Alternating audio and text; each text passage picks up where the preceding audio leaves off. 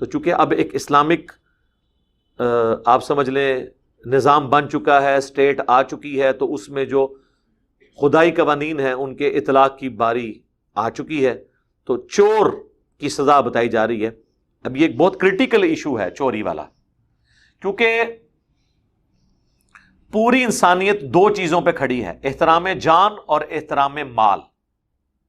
تیسری چیز نہیں آپ بتا سکتے۔ جان اور مال، جوڈیشری بھی اسی لیے قائم کی جاتی ہے کہ جان اور مال کی حفاظت کو انشور کرے۔ اور بخاری مسلم میں حدیث ہے جو نبی علیہ السلام نے عید کے دن خطبہ دیا تھا، یوم النحر، قربانی کے دن۔ آپ نے فرمایا تھا نا کہ آج کون سا دن ہے، یہ کون سا شہر ہے، یہ کون سا مہینہ ہے؟ پھر صحابہ کرام نے کہا اللہ اور اس کا رسول بہتر جانتے ہیں۔ پھر آپ نے پوچھا کہ کیا یہ شہر مکہ نہیں ہے، یہ حرمت والا مہینہ جو ہے ذوالحجہ کا نہیں ہے، اور آج یوم النحر 10 ذوالحجہ حرمت والا دن نہیں ہے؟ تو جس طرح یہ مہینہ، یہ شہر مکہ اور آج کے دن کی حرمت ہے، اسی طریقے سے ایک مسلمان کی جان، مال، عزت، آبرو دوسرے پر اسی طریقے سے حرام ہے جس طریقے سے ان جگہوں کی، اس مہینے اور اس دن کی حرمت ہے۔ جان، مال، عزت، آبرو، عزت آبرو بھی جان میں ہی آ جاتی ہے۔ کسی کو شیلٹر دینا یہ جان کی حفاظت ہے، اس کی سیکیورٹی جان اور مال دونوں کے اوپر ہے۔ تو انسانیت دو چیزوں پہ کھڑی ہے، احترام جان، احترام مال۔ جو مولا علی کا قول ہے نا کہ کوئی بھی معاشرہ بغیر دین کے تو چل سکتا ہے، بغیر انصاف کے نہیں۔ جب ہم انصاف کی بات کرتے ہیں اس میں چیز کیا ہوتی ہے کہ میری جان اور مال کی حفاظت کی ذمہ داری حکومت اٹھائے، تیسری کوئی چیز نہیں ہوتی۔ ہر چیز جو آپ گن سکتے ہیں نا وہ اسی دو کیٹیگری میں فال کرتی ہے۔ اب جان اور مال میں، جان کے والے سے تو آپ پہلے سن چکے کہ جس نے ایک جان کو قتل کیا پوری انسانیت کو قتل کیا، جس نے ایک جان کو بچایا پوری جان کو، پوری انسانیت کو بچایا۔ پھر سورہ نساء میں جو جان بوجھ کے مومن کو قتل کرے ہمیشہ کی جہنم۔ پھر سورۃ البقرہ میں وَلَكُمْ فِي الْقِصَاصِ حَيَاةٌ يَا أُولِي الْأَلْبَابِ، قصاص میں انسانیت کی زندگی چھپی ہے، قتل کے بدلے قاتل کو قتل کرو، معاف نہ کرو۔ ڈسکریج کیا گیا معافی کو قتل کے کیس میں۔ احترام جان تو پورا قرآن بھرا ہوا ہے، احترام مال بھی یہاں پہ آ گیا، یعنی چور کی سزا، مال چوری کرتا ہے۔ وَالسَّارِقُ وَالسَّارِقَةُ، چوری کرنے والا مرد ہو یا چوری کرنے والی عورت، دونوں کو اللہ نے ذکر کر دیا۔ فَاقْطَعُوا أَيْدِيَهُمَا، ان کے ہاتھ کاٹ دو۔ جزاء بما کسبا نکالا من اللہ، یہ بدلہ ہے اور عبرتناک سزا ہے اللہ کی طرف سے ان کے لیے۔ لیکن ظاہر ہے اس کی ڈیٹیلز پھر بخاری مسلم میں آئی ہیں کہ وہ مال کی مالیت کتنی ہو جس کے اوپر ہاتھ کٹیں گے۔ اب اگر وہ مجبوری میں اس نے جان بچانے کے لیے کھانے کی چیز چوری کی، پھر اس کے ہاتھ نہیں کٹیں گے ویلفیئر اسٹیٹ کے اندر۔ تو یہ بڑی قیود کے ساتھ ہے، یہ نہیں کہ کوئی بھی چور ہے تو اس کے ہاتھ کاٹ دیں گے، اور اس صورت میں کٹیں گے جب وہ جوڈیشری کے سامنے کیس پیش ہو جائے۔ اگر جوڈیشری کے سامنے کیس آنے سے پہلے ہی چور اپنا مال واپس کر کے معافی مانگ لے پھر ہاتھ نہیں کٹیں گے۔ لیکن ونس جوڈیشری میں کیس چلا، اب جس کی اس نے چوری کی تھی اس کا مال واپس بھی کر دے تب بھی توبہ نہیں ہے اس کی، جب تک ہاتھ نہ کٹوا لے۔ ہاں، ہاتھ کٹوا لے پھر دنیا اور آخرت میں توبہ ہو جائے گی۔ اسی طریقے سے قاتل کو اگر دنیا میں سزا مل گئی، آخرت کی اس کی توبہ قبول ہو گئی۔ پھر وہ نہیں کہہ سکتا کہ میں نے معاف کیا، چور کے ہاتھ کٹیں گے۔ کیوں؟ ڈیٹرنس ہو جائے معاشرے میں۔ اب دیکھ لیں جہاں پہ یہ سزائیں ہیں، UAE کے اندر ہاتھ کٹتے ہیں جی، آپ وہاں پہ دکان سونے کی بھی کھول کے نہ چلے جائیں، کوئی آپ کی چوری نہیں کرے گا۔ گاڑی کو لاک بھی نہ کریں، آپ کی گاڑی کہیں نہیں جائے گی۔ جناب وہ پلانٹ ارتھ سے کہیں وہ دوسرے سیارے میں بھی کوئی لے جائے نا، وہ وہاں سے بھی ریٹریو کریں گے، جو ان کا پولیس کا نظام ہے۔ آج گورے بھی بڑے حیران ہیں، انہوں نے شیخ کو وہاں پہ بلا کے کہا کہ آپ بیسک ہیومن رائٹس کے خلاف چل رہے ہیں۔ اس نے کہا کہ بیسک ہیومن رائٹس کیا ہیں کہ تمہارے ملک میں 1 منٹ کے لیے بجلی بند ہو جائے تو کیا ہو جاتا ہے؟ آؤ میرے ملک میں، جہاں دل کرے گاڑی کھڑے کر کے چلے جاؤ، جو مرضی آپ بتاؤ، یہ دیکھو۔ تو کیا میرا پورا ملک جو ہے وہ ٹنڈا ہو گیا ہاتھ کٹوا کے؟ چاند ایک کے ہاتھ کٹے ہیں سر، چور کو اگر پتا ہو میرے ہاتھ کٹ جانے ہیں، اور پھر وہ پوری ڈیٹیلز ہیں حدیث کے اندر، پورا چیپٹر ہے آپ کو مشکات کی دوسری جلد میں، بخاری مسلم ابو داؤد ترمذی کے حوالے سے. ایک دفعہ چوری کرے گا ایک ہاتھ کٹے گا، دوسری دفعہ چوری کرے گا دوسرا ہاتھ کٹے گا، پھر چوری میں معاونت کی کسی کے ساتھ پھر اس کا ٹانگ کٹے گی، پھر اس کے بعد اگلی ٹانگ کٹے گی. اور اگر چور کے ہاتھ کٹے ہیں تو اب وہ شرعی معذور ہے، اس کا خرچہ اسٹیٹ اٹھائے گی. جی یہ نہیں ہے کہ اس پہ ہمیشہ کے لیے داغ لگ گیا. جس کے ہاتھ کٹتے ہیں ان کے وظیفے لگاتے ہیں وہ کہ بھئی اب یہ کام نہیں کر سکتا، ویلفیئر اسٹیٹ میں ہم اس کا خرچہ دیں گے. تو جس نے ہاتھ کٹوانے تو کٹوا لے وہاں جا کے. ٹھیک ہے، تو اسلامک سزاؤں کی ڈیٹرنس کی وجہ سے مستقبل کے لوگوں کے ہاتھ بچ جاتے ہیں. ایک چور کا ہاتھ کٹتا ہے نا، ہزاروں لوگوں کے ہاتھ بچ جاتے ہیں، اور جن ہزاروں کی انہوں نے چوریاں کرنی ہیں ان کا مال بچتا ہے. اور آپ کو پتہ ہے چور تو بعض کا جاتے ہوئے گولی بھی مار جاتے ہیں. چوری کو آپ چھوٹی چیز سمجھ رہے ہیں، کئی چوریوں کے اندر بندے نہیں مر جاتے. تو یہ چوری کو کہنے میں تو چوری مال کی ہے، لیکن وہ تو جان بھی قتل ہو جاتی ہے اس کے عوض، یہ نہیں ہوتا. تو لہٰذا چوری بہت بڑی چیز تھی. لہٰذا یہ دونوں چیزوں کی سزا قرآن میں آئی، قتل کے بدلے قتل اور چور کی سزا. حتیٰ کہ اس کا کلائمیکس بخاری اور مسلم دونوں میں ہے. ایک عالی خاندان کی عورت جس کا نام فاطمہ تھا، اس کی چوری کا مقدمہ جب نبی علیہ السلام کے سامنے پیش ہوا تو صحابہ کرام آپس میں مشورہ کرنے لگے کہ یہ تو بڑا عالی خاندان ہے، حضور کو سفارش کرواتے ہیں، لیکن جرأت اب کسی کی نہیں ہو رہی تھی کہ بھی کس کو آگے کریں. ان کا زید ابن حارثہ کو بھیجتے ہیں، حضور کا لاڈلا ہے. بھئی حضور کا لاڈلا جتنا مرضی لاڈلا ہو، اللہ کے احکام کے معاملے میں نبی علیہ السلام زیادہ سخت کوئی نہیں تھا، اور اپنی ذات کے معاملے میں آپ سے بڑا رحیم کوئی نہیں تھا. یہ اسی پیغمبر نے ہی کہا نا کہ جو لوگ فجر کی نماز میں مسجد میں نہیں آتے، بخاری مسلم میں حدیث ہے، گھروں میں مرد پڑھ لیتے ہیں، مجھے عورتوں بچوں کا خیال نہ ہو میں ان کے گھروں کو آگ لگا دوں. یہ رحمت للعالمین کا ہی فتویٰ ہے نا، اپنی ذات کے لیے نہیں، اللہ کے احکامات کو اسٹیبلش کرنے کے لیے. نبی علیہ السلام کو جب سفارش کی گئی، اب زید تو تھا بچہ، اسامہ ابن زید ابن حارثہ کا بیٹا، حضور کے پوتوں کی مانند. اسامہ تو تھا بچہ، حضور نے اسامہ پہ غصہ ہی نہیں کیا.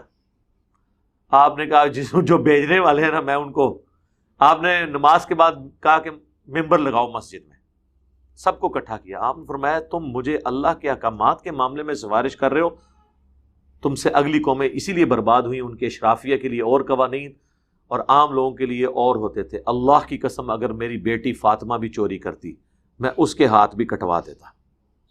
اب کوئی اگلی بات رہ گئی تھی؟ حضور نے اللہ کے احکامات کو اسٹیبلش کرنے کے لیے خاتون جنت، حضور کی لاڈلی بچی، جنتی عورتوں کی سردار، ان کی بھی مثال دینے سے گریز نہیں کیا، اور یہ کوئی گستاخی اور توہین شمار نہیں کیا. لہٰذا جب کبھی کوئی مثال دی جاتی ہے تو اس کو مثال کے طور پہ ہی لینا چاہیے. میں نے وہ پچھلی ویڈیو میں غالباً میں نے کہا کہ زمین و آسمان کی ساری مخلوقات، سارے جن، سارے فرشتے، سارے پیغمبر بھی مل کے کسی کے حق میں جھوٹی گواہی دے دیں، کیا اللہ تعالیٰ اس گواہی کے اوپر یقین کر کے اس شخص کو سزا دے گا؟ نہیں. تو میں نے یہ بتایا تھا یہ اللہ میں اور مخلوق میں فرق ہے. جو آپ کہتے ہو نا کہ چھت پہ چڑھنے کے لیے سیڑھی چاہیے تو اللہ تک پہنچنے کے لیے بھی سیڑھی چاہیے، تو دنیا میں تو سزا کے لیے جج چاہیے، تو جج کا فیصلہ حتمی ہوتا ہے، تو جج تو پھر دنیا میں جھوٹے گواہوں کے اوپر بھی فیصلہ کرے گا، اور اسے اللہ کی طرف سے حکم بھی یہی ہے. اگر ایک بندے نے جھوٹی قسم کی وہ تو دل کے حال تو نہیں جانتا، لیکن اللہ تعالیٰ کے لیے پھر جج کی مثال تو نہیں دی جا سکتی. لہٰذا اللہ کے لیے سیڑھی اور چھت کی مثال بھی نہیں دی جا سکتی. تو وہ ایک بھائی نے مجھے نا، وہ درس میں بیٹھے تھے، بعد میں ٹیکسٹ میسج کیا جی یہ جملہ کاٹ دیں اس میں سے نا. میں نے کہا کیوں؟ کہتے جی یہ تو ہو نہیں سکتا، توہین ہو جائے گی. میں نے کہا اس سے بڑی توہین قرآن میں ہوئی ہے. پھر آپ کی نظر میں سورہ الانعام آیت نمبر 82 میں 18 نبیوں کا ذکر اللہ نے کیا ہے بائی نیم، اور سارے ٹاپ کلاس پیغمبر، یعنی 25 میں سے 18 کا ذکر، انکلوڈنگ ابراہیم خلیل اللہ، عیسیٰ ابن مریم، موسیٰ علیہ السلام، ایوب علیہ السلام، اسماعیل علیہ السلام. اینڈ پہ اللہ نے کہا اگر یہ بھی شرک کرتے نا تو ہم ان کے بھی اعمال برباد کر دیتے. یار انبیاء تو شرک نہیں کر سکتے، لیکن اللہ نے کہا وَلَوْ أَشْرَكُوا، اگر یہ بھی شرک کریں ان کو بھی نہیں میں چھوڑوں. اور ہمارے نبی کے لیے بھی آیا ہے وَلَقَدْ أُوحِيَ إِلَيْكَ وَإِلَى الَّذِينَ مِن قَبْلِكَ، اے نبی تم فرماؤ مجھے بھی اللہ نے یہ وحی کی ہے. سورہ الزمر میں مجھ سے پہلے تمام نبیوں کی طرف یہ وحی آئی لئن اشرکت لیحبطن عملک، اگر بالفرض تم نے بھی شرک کیا تمہارے اعمال برباد کر دیے جائیں گے، تم بھی خسارہ پانے والوں میں سے ہو جاؤ گے۔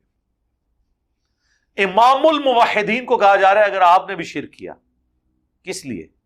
تاکہ کوئی بابے کے لیے کوئی چیز کلیم نہ کر لے، لیکن پھر بھی یہ لوگ باز نہیں آئے۔ حضور سے تو کہلوایا گیا سورہ الزمر میں، سورہ یونس میں، سورہ الانعام میں، قل انی اخاف ان عصیت ربی عذاب یوم عظیم۔ اے نبی آپ اعلانیہ کہیں کہ بالفرض اگر میں بھی اپنے رب کی نافرمانی کروں تو مجھے بھی خوف ہے کہ بڑے دن کا عذاب مجھے بھی آ پکڑے گا۔ حضور علیہ السلام کے بارے میں یہ بات آ رہی ہے، اس لیے کہ بابوں کے بارے میں کوئی کلیم نہ کرے، کوئی یہ نہ کہ عبد القادر جیلانی نے روح کھولی، کوئی یہ نہ کہ قبر میں عبد القادر جیلانی پہنچ گئے تو اللہ نے کیا ہوں وچ نہ پو فرشتے ہو پائی کوئی وڑے سی قبر فرشتیاں نے انہوں بھی گھوڑے تھلے دے لیں۔ ہاں کوئی ہے نا کسی نو بھلیکھا تہاڈا کٹ دین گے، فرشتے کسی نو کی سمجھتے ہیں؟ وہ تو پائی روبوٹک آرم ہے، وہ تو ایک مشین ہے جس تے پاویں بزرگ چاڑ دیو تے پاویں کو کافر چاڑ دیو، جیڑا بھی پٹھے کام کرے گا انہوں نے جناب وہ گرز چکے ہے جو بخاری میں آتا ہے کہ وہ ماریں گے اور اس مردے کی چیخ زمین و آسمان کی ساری مخلوقات سنیں گی سوائے جنوں اور انسانوں کے۔ تہاڈیاں چیخاں باہر سنائی دین نا تہاڈے بزرگاں دیاں، سو کالڈ بزرگ، پھر تانوں یقین آئے گا۔ بزرگ تو کبھی یہ دعویٰ نہیں کریں گے، انہوں نے ان کی طرف یعنی عبد القادر جیلانی کا قصور نہیں، ان کی طرف جھوٹ منسوب کیا ہے، جیسے عیسائیوں نے عیسیٰ ابن مریم کی طرف جھوٹ منسوب کیا۔ تو یہ معاملہ یعنی بڑا سخت ہے، اس حوالے سے پورا دقت نظر سے دیکھنے کی ضرورت ہے۔ نبی الاسلام کو بھی تعلیم کیا گیا، تو میں نے ان کو بھائیوں کو جب یہ آیات پیش کی انہوں نے کہا بالکل آپ ٹھیک کہہ رہے ہیں۔ تو بعض اوقات میں جب کوئی مثال دیتا ہوں تو وہ سپورٹڈ ہوتی ہے قرآن و حدیث سے۔ یہاں پہ بھی نبی الاسلام نے اپنی بیٹی کی مثال دے کے یعنی آپ کہتے ہیں کہ انہوں نے کہا کنو کڑ لو گل، تسی اگر فاطمہ بھی چوری کر دی تو تسی اس فاطمہ کی گل کر رہے ہو، فاطمہ بنت محمد بھی چوری کرتی میں اسے بھی نہ چھوڑتا۔ اللہ کے احکام کے بارے میں مجھ سے کوئی سفارش نہ کرے۔ اچھا اب یہ آیت وہ جو لبرل قسم کے جو مذہبی اسکالرز ہیں نا، سو کالڈ غلام پرویز جیسے، جنہوں نے قرآن کے منہ میں اپنا لقمہ ڈالا، انہوں نے کہا کہ یہ جو آیا نا چور کے ہاتھ کاٹو، یہاں ہاتھ کاٹنے سے مراد ہے ایسا نظام قائم کرو گویا کہ اس کے ہاتھ کٹ جائیں کوئی چوری کر ہی نہ سکے، یعنی تالے لاؤ اے کرو، کیونکہ اب وہ ہاتھ کاٹنے کے لیے تیار ہی نہیں ہے۔ وہ جب کافروں نے کہا نا یہ ظالمانہ سزائیں ہیں تو انہوں نے قرآن کو ہی بدل دیا، بجائے یہ کہ کافروں کے سامنے اس کو جسٹیفائی کرتے۔ لیکن قرآن کے الفاظ اس کی حفاظت کر رہے ہیں، کیوں؟ اللہ تعالیٰ ہمارا جزاء بما کسبا نکالا من اللہ، یہ سزا ہے۔ یہ جزا عربی زبان میں سزا اور انعام دونوں کے لیے استعمال ہوتا ہے۔ جزا کی اپروپریٹ ٹرانسلیشن ہے بدلہ، یہ بدلہ ہے ان کی عبرت ناک سزا اللہ کی طرف سے۔ تو یہ تو پھر فٹ ان بیٹھتے ہی نہیں ہے، یعنی ایسا نظام قائم کرو کہ لوگ چوری نہ کر سکیں، یہ عذاب ہے ان کے اوپر، یہ تو بنتے ہی نہیں ہے جب تک کہ ہاتھ نہ کٹے۔ واللہ عزیز حکیم، اللہ تعالیٰ غالب ہے، حکمت والا ہے۔ فمن تاب من بعد ظلم، جو کوئی توبہ کر لے ظلم کے بعد، واصلح اور اپنی اصلاح کر لے، فإن اللہ یتوب علیہ، تو پھر بے شک اللہ تعالیٰ بھی توجہ فرمائے گا اس کی طرف توبہ کے ساتھ، لیکن توبہ قبول اسی طریقے سے ہوگی۔ ہر گناہ کی توبہ کا طریقہ ڈیفرنٹ ہے، یہ ذہن میں رکھیے گا۔ جب تک وہ اس سزا سے نہیں گزرے گا اس کی توبہ قبول نہیں ہے۔ اب اگر کوئی زانی کہتا ہے کہ جی میں نے زنا کیا، عدالت میں رپورٹ ہو گیا، یا اللہ جی مجھے معاف کر دے، نہیں، غیر شادی شدہ ہے 100 کوڑے لگیں گے سورہ نور کے تحت، شادی شدہ ہے تو سنسار کیا جائے گا۔ ہاں جب سنسار ہو جائے گا پھر احترام سے اس کا جنازہ پڑھ کے دفنائیں گے، اس کی توبہ قبول ہے، لیکن خالی گلی توبہ نہیں ہے۔ ہر گناہ کی توبہ ڈیفرنٹ ہے۔ جس نے کسی کا مال ہتھیایا، جب تک وہ مال اس کو واپس نہیں کرتا، صرف توبہ استغفار پڑھنے سے اس کی توبہ قبول نہیں ہے، یہ ذہن میں رکھیے گا۔ تو یہاں بھی توبہ سے مراد ہے کہ سزا بھگتنے کے بعد۔ ان اللہ غفور الرحیم، بے شک اللہ تعالیٰ بخشنے والا مہربان ہے۔ یہ اس لیے کہا گیا کہ اب جب اس کی توبہ قبول ہوگی اب اس کو کوئی اس چیز کے اوپر ٹانٹ نہ کرے، میڑا نہ مارے کہ تو چور سے تائیں ٹونڈا ہوئے ہیں، نہیں، یہ نہیں کسی کو کہنا۔ دیٹس آل، اس کا اللہ کا اور بندے کا معاملہ تھا، ختم ہوا۔